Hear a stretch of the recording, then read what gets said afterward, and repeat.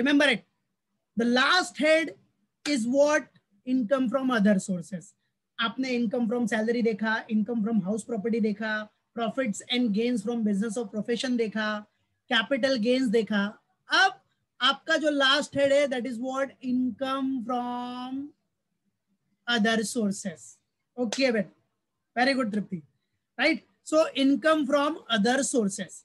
चलो now see, income from other sources में आ जाओ बेटा. सब लोग याद रखना, सबसे पहली बात, आपका जो भी इनकम सैलरी में नहीं आया, अगर सैलरी में नहीं आ रहा है, हाउस प्रॉपर्टी में नहीं आ रहा है, बिजनेस में नहीं आ रहा है, प्रोफेशन में नहीं आ रहा है, कैपिटल गेन्स में नहीं आ रहा है, तो वो किधर आएगा? अदर सोर्स में. याद रखो, जो किसी भी हेड में नहीं आएगा वो अदर सोर्स में आ जाएगा. खत्म. आपको चलते चलते किधर से एक पैसे से भरा हुआ बैग मिल गया, वो कौन सा इनकम होगा? इनकम फ्रॉम सैलरी होगा क्या? इनकम फ्रॉम हाउस प्रॉपर्टी होगा? नहीं. बिजनेस होगा? नहीं. कैपिटल गेन होगा? नहीं. वो क्या होगा? Other source. वो सब अदर सोर्स हो गया. समझा कि नहीं? मालूम पड़ा? वो सब आपका अदर सोर्स. ठीक है. आप लॉटरी में पैसा जीत गए, अदर सोर्स. आपने बेटिंग किया, सट्टेबाजी की, हॉर्स रेसेस पे पैसा लगाया, उधर जीत गए, सब क्या है? Other source. क्योंकि वो सब बाकी किसी हेड में नहीं आएगा. जो अदर किसी हेड में नहीं आएगा वो किधर जाएगा? Other source. जिसका कोई नहीं उसका अदर सोर्स. जिस इनकम का कोई हेड नहीं है उसके लिए कौन सा सोर्स है, मतलब कौन सा हेड है आपका? अदर सोर्स है. याद रखना बच्चों, रिमेंबर इट.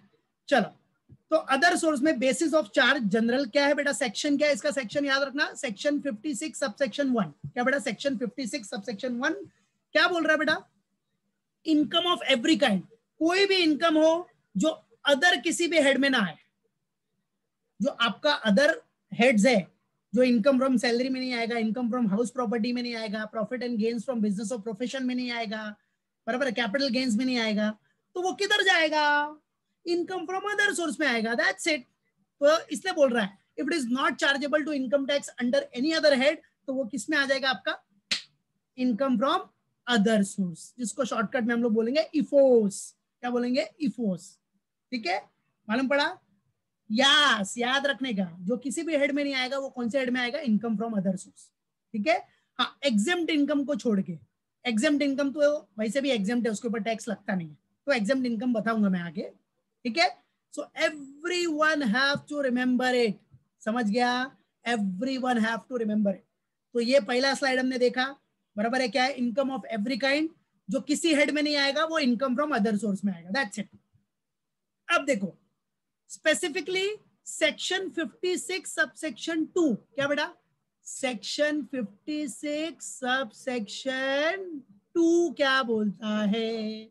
सेक्शन 56 सबसेक्शन 2 बता रहा है कि कौन कौन से इनकम फ्रॉम अदर सोर्सेज है. तो फिर से बता रहा हूं, हमेशा याद रखना बेटा, जो किसी भी हेड में नहीं आएगा, जो इनकम किसी हेड में नहीं इंक्लूड होता, वो किधर आएगा? Income from other source. अभी जैसे इंटरेस्ट मिलता है आपको, इंटरेस्ट इनकम कमाते हो आप, तो इंटरेस्ट इनकम कोई हेड में आ रहा है क्या आपका? सैलरी में भी नहीं आएगा, हाउस प्रॉपर्टी में नहीं आएगा, बिजनेस प्रोफेशन में नहीं आएगा, कैपिटल गेन में नहीं आएगा, तो किधर जाएगा? अदर सोर्स में जाएगा. समझा? सैलरी मिला, डिविडेंड सॉरी इंटरेस्ट मिल रहा है आपको, इंटरेस्ट रिसीव हो रहा है, डिविडेंड रिसीव हो रहा है, वो सब किधर जाएगा? Income from other source. Bank में पैसा रखा है, उधर से इंटरेस्ट आ रहा है ना, वो कौन से हेड में आता है? वो इनकम फ्रॉम अदर सोर्स में आता है. समझा? किधर आएगा? Income from other source. Lottery खेला, राजश्री लॉटरी खेला, जीत गया, तो वो सब जो इनकम होगा वो किधर आएगा? Other source. या अदर कोई भी विनिंग फ्रॉम लॉटरीज. केबीसी से पैसा जीता, केबीसी में 1 करोड़ रुपए जीता मैं, तो कौन सा इनकम होगा? इनकम फ्रॉम सैलरी होगा, हाउस प्रॉपर्टी होगा, profits and gains from business और प्रोफेशन होगा, कैपिटल गेन्स होगा? नहीं. क्या होगा? ये इनकम फ्रॉम अदर सोर्स होगा बेटा. केबीसी से पैसा जीता, हाँ, तो हमारा इनकम फ्रॉम अदर सोर्स है. तो जो किसी भी हेड में नहीं आएगा वो इनकम फ्रॉम अदर सोर्स में आएगा. याद रखो बस. ठीक है. तो 56(2) में कुछ आइटम्स मैंने इधर लिए हैं, वो देख लो. जैसे डिविडेंड, इंटरेस्ट या डिविडेंड इनकम, याद रखना इनकम फ्रॉम अदर सोर्स है. और डिविडेंड फ्रॉम फॉरेन कंपनी या कोऑपरेटिव सोसाइटी से अगर आपको डिविडेंड मिल रहा है तो भाई वो इनकम फ्रॉम अदर सोर्स है, उसके ऊपर टैक्स भरना पड़ेगा आपको. लेकिन मैंने बताया था डिविडेंड फ्रॉम इंडियन कंपनी, पहले भी पढ़ा चुका हूं मैं, dividend from Indian company Indian company से अगर डिविडेंड मिलता है तो वो एग्जेम्प्ट है अप टू कितना 10 लाख रुपीज तक। याद रखना कितना बेटा 10 लाख रुपीज तक वो एग्जेम्प्ट है अंडर सेक्शन 10 सबसेक्शन 34 के हिसाब से, बराबर है। 10 लाख के ऊपर का डिविडेंड वो टैक्सेबल हो जाएगा, ठीक है। बट अगर आप 10 लाख तक का डिविडेंड मिल रहा है आपको, 10 लाख भी बहुत बड़ी बात है ना यार, पूरे साल में डिविडेंड मिल रहा है, बराबर है। आपको इंडियन कंपनी से डिविडेंड मिल रहा है अप टू 10 लाख, तो वो एग्जेम्प्ट है, उसके ऊपर टैक्स भरने की जरूरत नहीं है, ठीक है। तो वो आपका इनकम फ्रॉम अदर सोर्स है, लेकिन उस पर टैक्स भरना ही नहीं है क्योंकि वो एग्जेम्प्ट इनकम है, बल्ले बल्ले, दैट्स इट, एग्जेम्प्ट इनकम है, नो टेंशन नो वरी, ठीक है। तो याद रखो, बराबर है, मालूम पड़ा। डिविडेंड भी आपका इनकम फ्रॉम अदर सोर्स का पार्ट है, याद रखने का सब लोग, ठीक है। फिर डीम्ड डिविडेंड है, वो डीम्ड डिविडेंड फिलहाल उतना आपको देखना नहीं है। डीम्ड डिविडेंड भी इनकम फ्रॉम अदर सोर्स है, लेकिन वो टैक्सेबल होता है कंपनी के लिए, अपने को इंडिविजुअल पॉइंट ऑफ व्यू से देखना है। तो सिर्फ ये याद रखो, डिविडेंड इंटरेस्ट वो आपका इनकम फ्रॉम अदर सोर्स है, डिविडेंड मिल रहा है टैक्सेबल है, बट इंडियन कंपनी से डिविडेंड मिला तो नॉन टैक्सेबल, लेकिन कितना, अप टू 10 लाख तक, अप टू 10 लाख तक एग्जेम्प्ट है, मतलब उसके ऊपर टैक्स नहीं भरना है आपको, ठीक है। अप टू 10 लाख तक एग्जेम्प्ट है, उसके ऊपर गया तो टैक्स भरना पड़ेगा, बराबर है। तो डिविडेंड आपका एक पॉइंट हो गया बेसिस ऑफ चार्ज में डिविडेंड हो गया।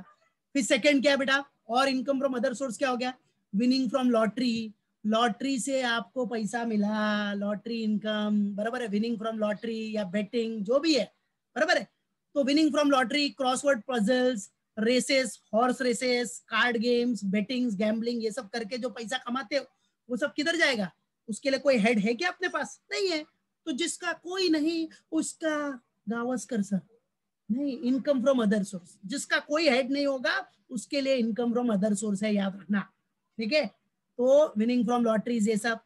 फिर इंटरेस्ट ऑन क्या बेटा, अभी ये बताया मैंने पहले भी, जो भी इंटरेस्ट या डिविडेंड होगा, क्या बेटा, वॉट एवर इंटरेस्ट या डिविडेंड होगा वो सब आपका इनकम फ्रॉम अदर सोर्स होगा, बच्चा लोग याद रखना।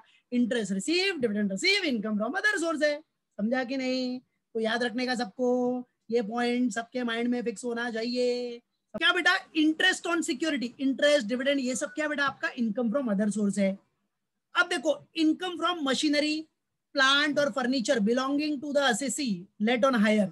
अब आपने कोई मशीन, फर्नीचर, प्लांट ये सब हायर पे मतलब भाड़े पे दे दिया है, उधर से इनकम मिल रहा है, तो वो क्या हो गया, वो भी आपका इनकम फ्रॉम अदर सोर्स हो गया। अरे भैया हाउस प्रॉपर्टी थोड़ी है वो, हाउस प्रॉपर्टी होगा तो इनकम फ्रॉम हाउस प्रॉपर्टी आएगा ना। ये तो आपने मशीन दिया है, मशीन, प्लांट, फर्नीचर दिया है भाड़े पे, उससे पैसा इनकम जनरेट हो रहा है, तो that is what income from other source, याद रखना। फिर receipts from keyman insurance policy including bonus if not taxed under any other head. अगर कीमैन इंश्योरेंस पॉलिसी से आपको कुछ रिसिप्ट मिला है, आप कीमैन हो कंपनी के, कंपनी का कीमैन मतलब एक तरह से ही मैन होता है, उसके लिए कंपनी कीमैन इंश्योरेंस पॉलिसी निकालती है, तो उससे आपको कुछ रिसिप्ट मिल रहा है, तो वो भी आपका क्या हो गया, इनकम फ्रॉम अदर सोर्स। अगर वो किसी और हेड में टैक्सेबल नहीं हुआ है तो इधर आ जाए, ठीक है। और अगर आपको कुछ भी मिल रहा है, मनी, मूवेबल और immovable property receive by any individual, HUF, without consideration, मतलब आपको समझो कुछ गिफ्ट मिल रहा है किसी से, तो वो सब टैक्सेबल है बेटा। तो गिफ्ट के लिए लिमिट है, बताऊंगा मैं, 50,000 तक एग्जेम्प्ट है, उसके ऊपर जाएगा तो पूरा टैक्सेबल। तो आपको कहीं किसी से गिफ्ट मिल रहा है विदाउट कंसिडरेशन, बराबर है, मतलब आपने किसी को कुछ सर्विस नहीं दी फिर भी वो कुछ दे रहा है, तो सब टैक्सेबल हो जाता है बेटा, वो सब आपका इनकम फ्रॉम अदर सोर्स हो गया। और गिफ्ट मिला तो टैक्सेबल हो ही जाएगा भाई, जिसको गिफ्ट मिलेगा उसको टैक्स भरना पड़ेगा। अभी मेरे को किसी ने 51,000 का गिफ्ट दे दिया तो मेरे को 51,000 के ऊपर टैक्स भरना पड़ेगा। देखो 50,000 तक तो एग्जेम्प्ट है, मेरे फ्रेंड ने मेरे को 51,000 का गिफ्ट दे दिया। एक्चुअली गवर्नमेंट क्या बोलता है, 50,000 तक का गिफ्ट मिला ना तो टैक्स नहीं भरना है, लेकिन 50,000 के ऊपर 1 रुपए का भी वैल्यू गया तो पूरा अमाउंट के ऊपर टैक्स भरना पड़ेगा। तो बहुत नाइंसाफी है, क्या करेगा फिर। तो मैं अपने दोस्त को बोलूंगा ना, भाई 50,000 तक का गिफ्ट दे यार, नहीं तो मेरे ऊपर टैक्स भरने का बर्डन आ जाएगा, समझा, ऐसा। तो अब 51 का दे रहा है, 51 का दे रहा है, इससे अच्छा 50 का ही देना है यार, 50 का देगा तो अपने को टेंशन नहीं रहेगा टैक्स भरने का, ठीक है। Premium received on issue of shares by a private company. अब प्राइवेट कंपनी कोई इश्यू ऑफ शेयर्स कर रहा, इश्यू ऑफ शेयर्स किया, उससे प्रीमियम मनी मिला उसको, वो भी उसका इफोर्स में चला जाएगा, income from other source. Advance forfeited due to failure of negotiation for transfer of a capital asset. अब देखो कैपिटल असेट मतलब घर वीर हो गया, समझो घर वीर खरीदने के लिए आप टोकन देते हो ना, टोकन एडवांस मनी कुछ देते हो, बाद में आपने क्या किया, नेगोशिएशन जो था वो कैंसिल कर दिया, नहीं चाहिए मेरे को, तो जो एडवांस मनी है वो चला जाएगा आपका, खत्म, फोरफिट हो जाएगा। ऐसा थोड़ी कोई भी कैंसिल कर देगा नेगोशिएशन। तो एडवांस मनी अगर फोरफिट हो गया तो सामने वाले के लिए तो एक तरह से इनकम हो गया ना, बराबर है। विदाउट, अगर आपकी गलती की वजह से आप फोरफिट कर रहे हो तो भाई एक तरह से क्या हो गया, आपकी गलती की वजह से क्या, तो जो टोकन मनी है वो भी गया आपका, इसीलिए टोकन लेते ना, एडवांस ले लेते, ठीक है, कि भाई आप उसमें इन्वॉल्व रहो, बराबर है कि नहीं। और ऐसे ही मन मनना आप कैंसिल कर दोगे कभी भी तो थोड़ी चलेगा, राइट। उसके लिए भी एक प्रोसीजर होता है, अगर कुछ हुआ है तो उसके बेसिस पे कैंसिल किया तो आपको एडवांस आपका टोकन मनी रिफंड मिलता है, नहीं तो ऐसे आप आपके मूड के ऊपर डिपेंड कर दोगे, कभी भी डिपेंड होके नेगोशिएशन कैंसिल कर दोगे तो ऐसा नहीं चलता है, ठीक है, मालूम पड़ा। तो अगर ऐसा, अगर आपने कुछ भी फोरफीचर किया, मतलब कुछ भी कैंसिलेशन किया, फेल हो गए नेगोशिएशन में, तो आपका पैसा चला जाता है, तो आपका पैसा चला गया, वो जो एडवांस दिया है तो वो एडवांस सामने वाले के लिए क्या हो गया, इनकम फ्रॉम अदर सोर्स, बराबर है। और मैंने किसी से एडवांस लिया है और सामने वाले ने फॉलो नहीं किया, फेलियर हो गया उसका, तो वो एडवांस मेरे पास आ जाएगा, वो एडवांस में फोरफिट कर दूंगा, तो वो मेरे लिए क्या हो गया, इनकम फ्रॉम अदर सोर्स, वो मेरे लिए क्या हो गया, इनकम फ्रॉम अदर सोर्स हो गया, समझा कि नहीं। तो ये सब भाई, अगर एडवांस, अब वो एडवांस मैंने फोरफिट कर दिया, मैंने बोला भाई तूने ये कमिटमेंट फॉलो नहीं किया, फेल हो गया तू, तेरा एडवांस में क्यों दूं, अभी फोरफिट हो जाएगा, वो अमाउंट फोरफिट हो गया, बराबर है। तो जो एडवांस फोरफिट होगा वो कोई हेड में आएगा क्या, वो ना तो इनकम फ्रॉम सैलरी है, ना तो इनकम फ्रॉम हाउस प्रॉपर्टी है, ना तो प्रॉफिट फ्रॉम बिजनेस और प्रोफेशन है, profit and gains from business और प्रोफेशन भी नहीं है, ना तो कैपिटल गेन है, तो आएगा किधर, कैपिटल गेन्स भी नहीं है तो किधर आएगा, force income from other source में आ जाएगा, याद रखो, ठीक है। सो ये सब बेसिक पॉइंट है, बेसिक जनरल पॉइंट है, याद रखना है सबको। अच्छा, अभी मैंने क्या बोला, ठीक है, इनकम फ्रॉम अदर सोर्स है, बट उसमें कुछ एग्जेम्प्ट इनकम जो होती है उसके ऊपर टैक्स नहीं भरना पड़ता, ठीक है। तो आखिर एग्जेम्प्ट इनकम है क्या यार, क्या है, तो ये एग्जेम्प्ट इनकम आपको रिव्यू करने के लिए दिया मैंने, एक रेफरेंस के लिए, तो ये पढ़ के रखना, ठीक है। तो देखो एग्जेम्प्ट इनकम का सेक्शन क्या है, सेक्शन 10, याद रखो, section 10 of income tax act 1961, वो पूरा डील करता है एग्जेम्प्ट इनकम से। अब एग्जेम्प्ट इनकम मतलब क्या, समझो आपको एग्रीकल्चरल इनकम मिल रही है, वो भी जमीन अपने इंडिया में होनी चाहिए, हाँ? ऐसा नहीं बाहर की जमीन है आउटसाइड इंडिया, वहां से एग्रीकल्चर इनकम होगा तो आपको टैक्स भरना पड़ेगा, बट एग्रीकल्चरल इनकम मिल रहा है इंडिया में तो वो एग्जेम्प्ट इनकम है, अंडर सेक्शन 10 सबसेक्शन 1। देखो कॉमन सेक्शन क्या है, सेक्शन 10, कॉमन सेक्शन क्या आपका, सेक्शन 10, उसमें ये सारे सब सेक्शंस के अंडर कवर हो जाएंगे। Agricultural income section 10 subsection 1। Second क्या बोल रहा है, sums receive by a member from HUF, sums receive by a member from HUF। अभी कोई भी सम रिसीव्ड किया है बाय अ मेंबर को कुछ भी मिल रहा है हिंदू अनडिवाइडेड फैमिली से, तो वो भी क्या है, वो भी इनकम है उसका, लेकिन वो इनकम भी एग्जेम्प्ट इनकम है, सेक्शन 10 सबसेक्शन 2, ये रेफरेंस के लिए, ठीक है, याद रखो। फिर डिजास्टर कंपनसेशन पे कुछ भी अगर आपको मिल रहा है वो भी एग्जाम्स है, अरे डिजास्टर हो गया उसमें कुछ कंपनसेशन दे रही है गवर्नमेंट, तो एक तरह से वो इनकम हो गया ना, बट वो इनकम क्या होता है, एग्जाम्प्ट होता है, under section 10 subsection 10BC।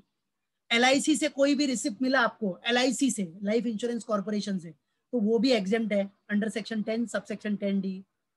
Payment from Sukanya Samriddhi account, Sukanya Samriddhi account से अगर कुछ भी मिल रहा है आपको, ठीक है, वो भी क्या है, एग्जेम्प्ट, बराबर है। गर्ल चाइल्ड के लिए सुकन्या समृद्धि योजना खोलते हैं, बराबर है, मिनिमम अमाउंट 1000 से आप उसको हर महीने डिपॉजिट करते हो, तो बाद में जब मेच्योरिटी होगी आफ्टर 14 ईयर्स, 21 ईयर्स के बाद 14 ईयर्स तक भरते हैं, फिर 21st ईयर में आपको वो पूरा पैसा मिलता है, तो जो पैसा मिलेगा तो इनकम हो गया ना बेटा, और इस पे रेट ऑफ इंटरेस्ट भी अच्छा होता है, 8% इंटरेस्ट रेट मिलता है, बाकी किसी पे नहीं मिलता। अभी आजकल आज के टाइम पे तो पता है ना इंटरेस्ट रेट क्या हो गया हालत, 4.25 का इंटरेस्ट रेट हो गया, ठीक है, बट इसका जो इंटरेस्ट रेट है वो फिक्स रहेगा, 8% या बहुत नीचे गया तो 7%, ठीक है। तो payment from Sukanya Samriddhi, right. तो इसमें भी क्या है, इससे भी जो आपको इनकम मिला वो भी एग्जेम्प्ट है, उसके ऊपर भी टैक्स भरना नहीं है। ये सब आपका इनकम फ्रॉम अदर सोर्स है, लेकिन इसके ऊपर टैक्स नहीं लगेगा क्योंकि ये एग्जेम्प्ट इनकम है। स्कॉलरशिप से कुछ मिल रहा है वो भी एग्जेम्प्ट इनकम है under section 10 sub section 16। Sukanya Samriddhi योजना वाला कितना था, सेक्शन 10 सब सेक्शन 11A, ठीक है, 10-11A। फिर क्या बोल रहा है, इंटरेस्ट, इंटरेस्ट तो देख लिया आपने, interest on notified securities, bonds और other certificate issued by central government. हाँ, अगर सेंट्रल गवर्नमेंट का कुछ भी है, सिक्योरिटीज या बॉन्ड्स में आपने इन्वेस्ट किया है, तो उससे जो इंटरेस्ट मिलेगा वो भी एग्जेम्प्ट है, बराबर है। हाँ, और एक चीज याद रखना, वो नोटिफाइड होना चाहिए, वो नोटिफाइड दिया रहता है सेंट्रल गवर्नमेंट का। एग्जाम्पल अभी देखो, interest on post office saving account, अगर आपका सेविंग अकाउंट बैंक में नहीं, पोस्ट ऑफिस में सेविंग अकाउंट है, बराबर है, उसमें भी आप इंटरेस्ट का बेनिफिट ले सकते हो 3,500 तक, कोई टैक्स नहीं भरना है। अगर वहां भी आपको 3,500 रुपए मिल रहा है तो आपको एग्जेम्प्ट है, कोई इनकम नहीं भरना है, मतलब इनकम टैक्स भरना नहीं है, बराबर है। तो वहां समझो आपको interest on post office saving account में पैसा रखा, वहां से 3,500 का इंटरेस्ट मिला, तो उसके ऊपर टैक्स भरना नहीं, 3,500 तक नो टैक्स, उसके ऊपर जाएगा तो टैक्स। बाकी बैंक्स विंग्स में आपको 10,000 तक का लिमिट है, वो अलग है, 10,000 तक के इंटरेस्ट एग्जेम्प्ट है, उसके ऊपर जाएगा तो टैक्सेबल। तो बैंक में भी रखा, पोस्ट ऑफिस में भी रखा, तो पोस्ट ऑफिस में भी 3,500 तक तो आपका पैसा बच जाएगा ना, टैक्स बच जाएगा, 3,500 के ऊपर टैक्स बच जाएगा। तो ये सब आपके एग्जेम्प्ट इनकम है, ये सिर्फ रेफरेंस के लिए बता रहा हूँ, only for the purpose of reference, इसलिए फटाफट एक बार रिव्यू करवा रहा हूँ इसको। फिर नेक्स्ट और क्या है, देखो, फिर अब देखो, जो बेटा अलाउंसेस है टू एमपी एमएलए, आपको मैंने पहले भी बताया था, एमपी एमएलए को जो भी मिलेगा वो उनका सैलरी नहीं है, because they are not representative, means they are not a employee of the government, वो गवर्नमेंट के एम्प्लॉय नहीं है, वो रिप्रेजेंटेटिव है। किसके रिप्रेजेंटेटिव है, हमारे पब्लिक के। सब पहले बता चुका हूँ, सब फटाफट एक बार देख रहे हैं। सैलरी में बताया था ना मैंने, एमपी एमएलए का जो भी मिल रहा है इनकम, सैलरी मिल रहा है, वो इनकम फ्रॉम सैलरी में नहीं आएगा, because they are not an employee of the government, वो एम्प्लॉय नहीं है, वो रिप्रेजेंटेटिव है। और रिप्रेजेंटेटिव किसके रिप्रेजेंटेटिव, बराबर है, वो हमारे रिप्रेजेंटेटिव, पब्लिक के रिप्रेजेंटेटिव, किसी और के रिप्रेजेंटेटिव नहीं है भाई, पब्लिक के रिप्रेजेंटेटिव है। तो इसलिए उनका जो भी अलाउंसेस या जो भी मिल रहा है उसको, वो इनकम फ्रॉम अदर सोर्स में आएगा, और वो भी एग्जेम्प्ट, उसके ऊपर भी जो अलाउंसेस मिलेगा उनको वो एग्जेम्प्ट है, उसके ऊपर टैक्स नहीं भरना है अंडर सेक्शन 10 सबसेक्शन 17 के हिसाब से। याद रखना, जो भी अलाउंसेस मिलेगा एमपी एमएलए को, अलाउंसेस, वो एग्जेम्प्ट होता है।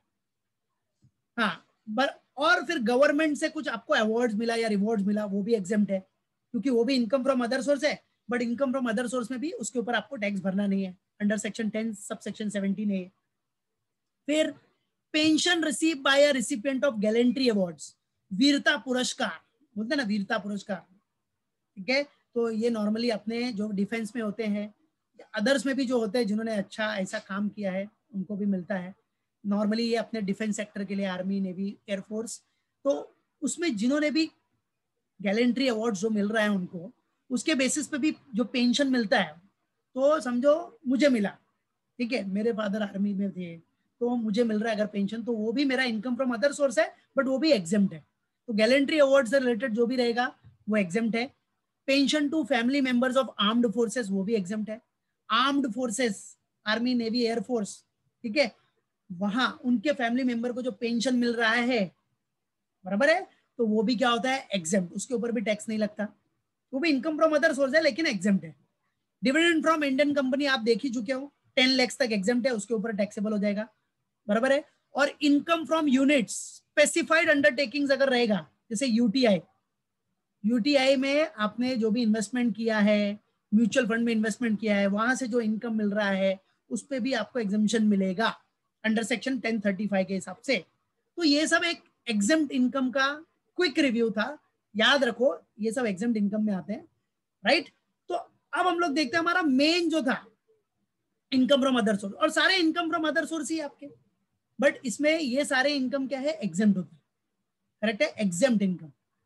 अब देखो अब आप इनकम फ्रॉम अदर सोर्स में देखो फॉर्मेट कैसा है उसका, अभी देख लिया आपने सब क्या है, पहले भी अदर्स देखो ये एग्जेम्प्ट इनकम के पहले देखा ना, तो computing income from other source के लिए क्या, देखो सिंपल सा फंड है, समझो आपको डिविडेंड मिला, डिविडेंड पता है ना, फॉरेन कंपनी और कोऑपरेटिव सोसाइटी में, फॉरेन कंपनी या कोऑपरेटिव सोसाइटी से जो भी डिविडेंड मिलेगा उसके ऊपर पूरा टैक्स भरना है आपको, और इंडियन कंपनी से डिविडेंड मिल रहा है तो 10 लाख तक नो टैक्स, मतलब एग्जेम्प्ट है।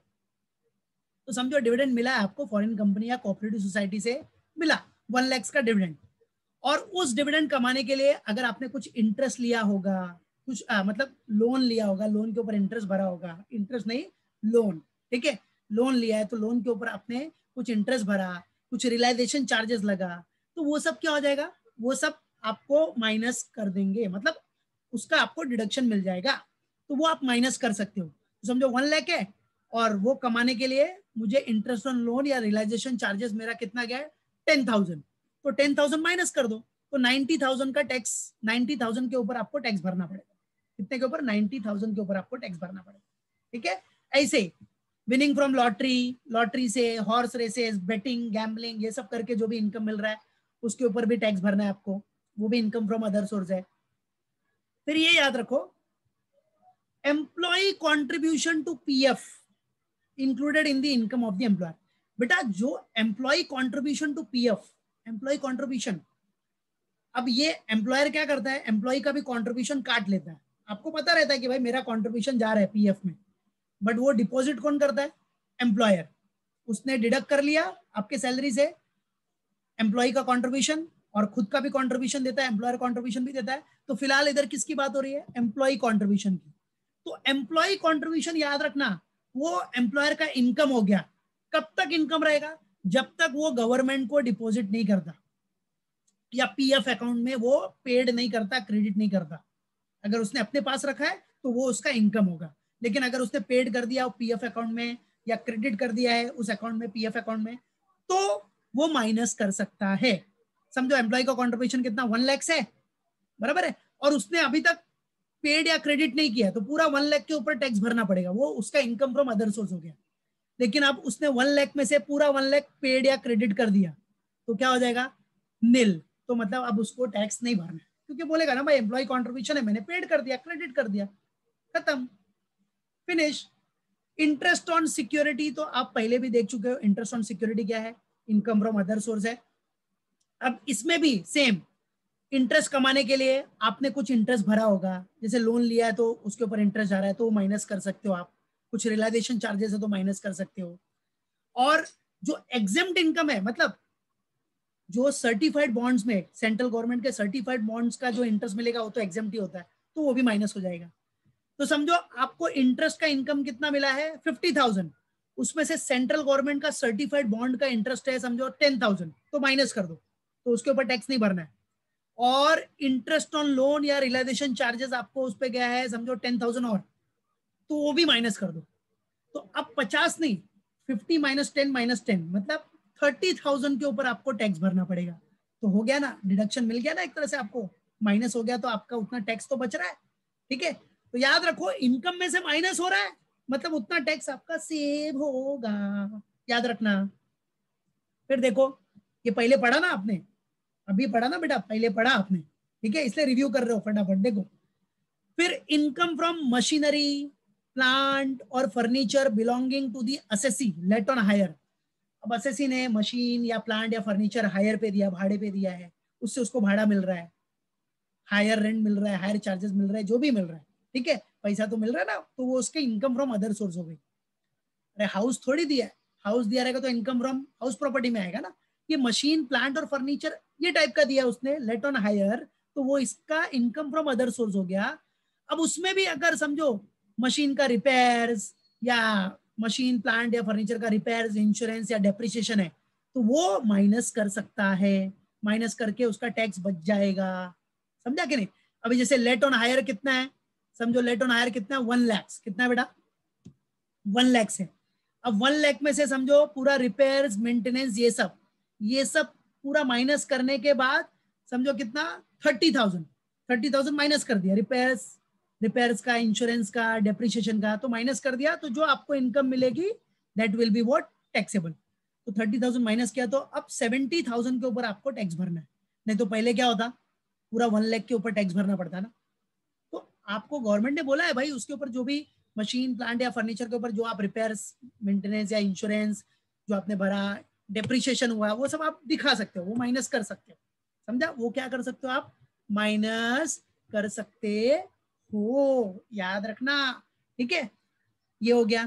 फिर क्या बोलता है बेटा, अगर फैमिली पेंशन रिसीव्ड किया है, क्या फैमिली पेंशन रिसीव्ड हुआ, बराबर है, फैमिली पेंशन रिसीव्ड हुआ, किसी फैमिली पर्सन को फैमिली पेंशन मिला है, समझो फादर थे किसी डिपार्टमेंट में तो उनका जो पेंशन आ रहा है, ठीक है, नॉर्मली आर्म्ड फोर्सेस में, ठीक है, तो वहां जो फैमिली पेंशन मिल रहा है वो इनकम फ्रॉम अदर सोर्स है, बट उसमें भी क्या है, आपको एग्जम्पशन मिलेगा, एग्जम्पशन अंडर सेक्शन 1018। तो ये एग्जम्पशन शायद अभी आप भी आपने देखा, देखो पीछे दिख रहा है 1018 19 वो सब है ना, pension received by recipient of gallantry awards या आर्म्ड फोर्सेस, बराबर है। तो ऐसा कुछ भी पेंशन मिला है अगर आपको, बराबर है, गैलेंट्री अवार्ड से रिलेटेड, तो वो सब पेंशन क्या होगा, आपका इनकम फ्रॉम अदर सोर्स होगा, लेकिन उसमें भी एग्जेम्पशन है आपको 1018 के हिसाब से एग्जेम्पशन, लेकिन एग्जेम्पशन का लिमिट है। देखो क्या बोल रहा है, स्टैंडर्ड डिडक्शन। अब जो एग्जेम्प्ट है अपना 1018 का वो तो मिल जाएगा, गैलेंट्री अवार्ड्स का वो ठीक है, वो तो मिलना ही।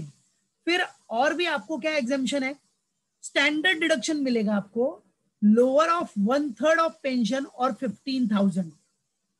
ठीक है, समझो फैमिली पेंशन मिला आपको, फैमिली पेंशन रिसीव हुआ, लेकिन आप समझो एग्जेम्पशन की कैटेगरी में नहीं आ रहे, 1018 वाले में नहीं हो। समझ लो, एक एग्जांपल ले लो, अगर 1018 में है तो 1018 का तो पूरा आपको डिडक्शन मिल गया, लेकिन अगर आप किसी दूसरे कैटेगरी में आ रहे हो, ठीक है, 1018 में नहीं हो, दूसरे कैटेगरी से आपको फैमिली पेंशन मिल रहा है, तो उसमें भी आपको कुछ डिडक्शन मिलेगा। क्या डिडक्शन है, स्टैंडर्ड डिडक्शन है, क्या बोल रहा है, लोअर ऑफ 1/3 ऑफ पेंशन और 15,000। तो अब समझो पेंशन आपका कितना है बेटा, 30,000 का पेंशन मिला है, तो 30,000 में से 1/3, 30,000 का 1/3 कितना हुआ, 10,000 और 15,000 विच एवर इज लोअर। तो कितना लोअर है, लोअर कौन सा हुआ, 10,000। तो 10,000 आप इधर माइनस कर सकते हो, मतलब 30,000 का फैमिली पेंशन है, 10,000 आपको डिडक्शन मिल गया, तो कितने के ऊपर टैक्स भरना है आपको, 20,000 के ऊपर, ऐसा, बराबर है ना, पड़ा कि नहीं। और अगर एग्जेम्पशन है अंडर सेक्शन 1018 का, वो तो पूरा एग्जेम्प्ट हो जाता है, उसका जो भी आपको पेंशन मिला रहेगा वो तो पूरा आपको एग्जेम्प्ट हो जाएगा, उसका टेंशन नहीं है आपको। ठीक है, तो ये सब आपके इनकम फ्रॉम अदर सोर्स है यार। फैमिली पेंशन मिल रहा है, अगर समझो जो भी है पेंशन मिल रहा है फैमिली को, अगर कुछ ऐसा मिल रहा है पेंशन, तो वो सब क्या हो गया, इनकम फ्रॉम अदर सोर्स हुआ ना बेटा। तो इनकम फ्रॉम अदर सोर्स में भी अगर सेक्शन 1018 के हिसाब से मिला है तो पूरा एग्जेम्प्ट है, अदरवाइज स्टैंडर्ड डिडक्शन है, क्या स्टैंडर्ड डिडक्शन मिलेगा लोअर ऑफ 1/3 ऑफ पेंशन और 15,000। तो ये सब याद रखना है बेटा, आपको क्या करना है, ये सब आपके माइंड में फिक्स होना चाहिए। सो बेटा और कौन सा इनकम फ्रॉम अदर सोर्सेज है, नेक्स्ट है रिसीव फ्रॉम की मैन इंश्योरेंस पॉलिसी। ये तो पहले भी बताया मैंने, की मैन इंश्योरेंस पॉलिसी से, की मैन इंश्योरेंस पॉलिसी से जो रिसिप्ट मिल रहा है वो भी आपका इनकम फ्रॉम अदर सोर्स है। अगर किसी और हेड में टैक्स, अगर किसी और हेड में आपने टैक्स नहीं दिखाया है तो ये इस हेड में आ जाएगा, अगर किसी और हेड में नहीं शो किया तो इधर आ जाएगा, समझा कि नहीं। तो रिसीव फ्रॉम की मैन इंश्योरेंस पॉलिसी भी आपका इनकम फ्रॉम अदर सोर्स हो गया।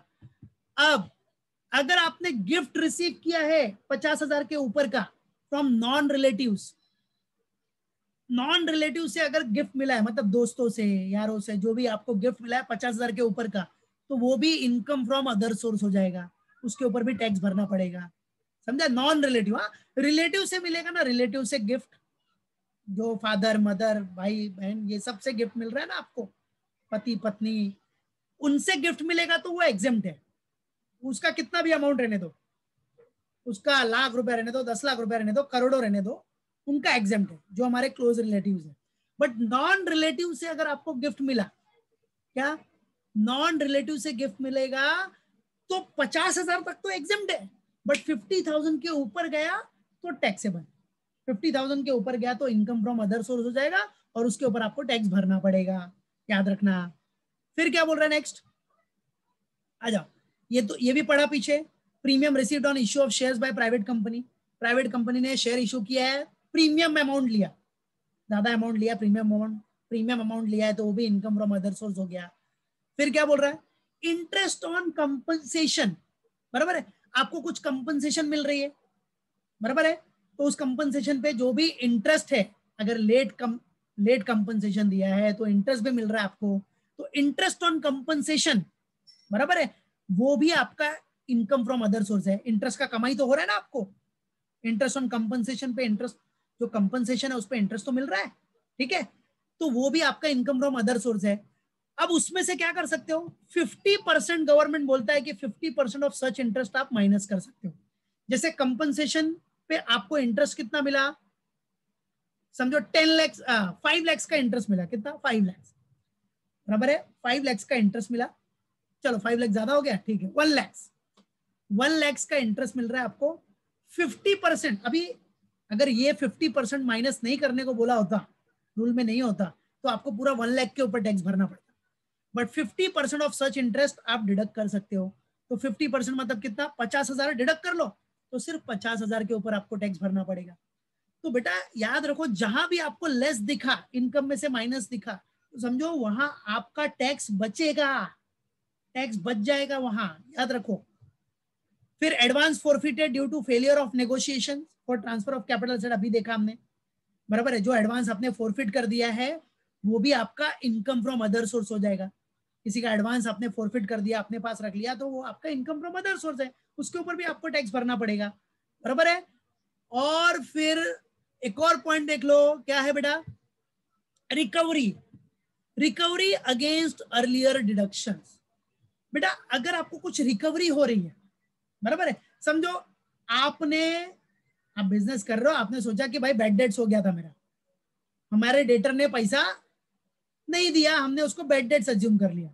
अब बोलोगे सर ये तो बिजनेस का होगा ना, हाँ ठीक है वो छोड़ दो, आप बैड डेट्स मान चुके हो, 2 साल पहले आपने सोचा कि भाई मेरा पैसा डूब गया, बराबर है, तो डूब गया, तो बिजनेस में तो आपने दिखा दिया कि डूब गया, खत्म। लेकिन अब प्रीवियस ईयर में वो बंदा आके आपको सीधा सामने से पैसा देके जा रहा है, सोचो क्या नसीब है, या आपने रिकवर कर लिया एनी हाउ, तो रिकवरी हो गई आपको बैड डेट्स की, तो वो बैड डेट्स की रिकवरी आपकी एक तरह से क्या हो गई, इनकम फ्रॉम अदर सोर्स हो गया, क्योंकि बिजनेस वाले इनकम में से तो सब सेटलमेंट हो चुका है, अब भूल चुके हैं, सब खत्म हो चुका है वो। तो अगर वो बंदा बाद में आपके या रिकवर हो जा रहा है पैसा, तो वो रिकवरी अगेंस्ट अर्लियर डिडक्शन, बराबर है, जो रिकवरी होगी अगेंस्ट अर्लियर डिडक्शन, वो आपका क्या हो गया, इनकम फ्रॉम अदर सोर्स, क्योंकि आपने तो दिखा दिया था पहले बिजनेस की इनकम में दिखा दिया मेरा बैड डेट्स हो गया, बराबर है, बैड डेट्स हो गया, इतना इसके ऊपर मैं टैक्स नहीं भरूंगा, वो तो आपने पहले दिखा दिया। लेकिन आज प्रीवियस ईयर में क्या हुआ, वो बंदा सामने से आके पैसा दे दिया आपको, या रिकवरी हो गई आपको, तो रिकवरी हो गई तो भाई वो आपके लिए इनकम फ्रॉम अदर सोर्स हो जाएगा। तो ऐसे इनकम फ्रॉम अदर सोर्स जितने भी होंगे वो प्लस करो, प्लस करके आपको इनकम फ्रॉम अदर सोर्स पूरा मिल जाएगा, उसके ऊपर आपको क्या भरना है बच्चा लोग, टैक्स। क्विक रिव्यू है, ठीक है, तो देख लिया ना आपने, क्या इनकम फ्रॉम अदर सोर्स में डिविडेंड आ गया, डिविडेंड के ऊपर कुछ भी अगर रियलाइजेशन चार्जेस या इंटरेस्ट ऑन लोन, आपने वो डिविडेंड कमाने के लिए कुछ लोन लिया था, लोन के ऊपर इंटरेस्ट जा रहा है, वो डिडक्ट हो जाएगा, तो डिविडेंड आपका income from other source, winning from lottery other source, employee contribution to PF income from other source है, बट वो पीएफ में से जितना आपने पेड कर दिया, क्रेडिट कर दिया पीएफ अकाउंट में, वो हट जाएगा, वो माइनस हो जाएगा। इंटरेस्ट ऑन सिक्योरिटी आपका अदर सोर्स है, इंटरेस्ट ऑन सिक्योरिटी के ऊपर भी कुछ रियलाइजेशन चार्जेस है या इंटरेस्ट ऑन लोन्स है, वो माइनस कर सकते हो, या exempt interest on notified securities जो सेंट्रल गवर्नमेंट की है, वो सब माइनस कर सकते हो आप। इनकम फ्रॉम मशीनरी प्लांट, बराबर है, belonging to the assessee let on hire, वो भी आपका इनकम फ्रॉम क्या है बेटा, अदर सोर्स, ठीक है, उसके ऊपर जो रिपेयर मेंटेनेंस हो रहा है, डेप्रिसिएशन हो रहा है, वो आप डिडक्ट कर सकते हो, सिंपल। फैमिली पेंशन रिसीव भी आपका क्या, इनकम फ्रॉम अदर सोर्स, उसमें भी एग्जेम्प्ट अंडर सेक्शन 1018 वाला जो है गैलेंट्री अवार्ड्स आर्म फोर्सेस वाला, वो तो पूरा एग्जेम्प्ट हो जाएगा। और अगर अदर कुछ है पेंशन, तो उसमें लोअर ऑफ 1/3, याद रखो ये सब ऑब्जेक्टिव्स के लिए बहुत इंपॉर्टेंट है, एमसीक्यू के लिए, लोअर ऑफ 1/3 ऑफ पेंशन और 15,000, ठीक है, जितना पेंशन है उसका 1/3, जैसे 30,000 का पेंशन था उसका 1/3 कितना आ गया, 10,000, और 15,000 लिमिट है, उसमें से जो लोअर होगा, तो लोअर कितना होगा, 10,000, ठीक है, ये हो गया। फिर आपने क्या देखा, रिसिप्ट फ्रॉम की मैन इंश्योरेंस पॉलिसी। फिर गिफ्ट रिसीव कितना 50,000 के ऊपर का फ्रॉम नॉन रिलेटिव्स, वो भी आपका क्या हो जाएगा, income from other source. Premium received on issue of shares by private company. Interest on compensation देखा आपने, उसमें भी 50% ऑफ सच इंटरेस्ट डिडक्ट हो जाएगा। एडवांस फॉरफिटेड आ गया। और रिकवरी अगेंस्ट अर्लियर डिडक्शन, जो अर्लियर डिडक्शन आपने ले लिया था उसके अगेंस्ट आपको रिकवरी हुई, recovery of bad debts like, ठीक है। तो ये सब आपके इनकम फ्रॉम क्या हो गया बेटा, अदर सोर्स। तो ये जो थियरी मैंने बताया वो सब याद रखो, क्विक रिव्यू था ये, रिमेंबर इट, इससे रिलेटेड आपको एमसीक्यू बनना ही है।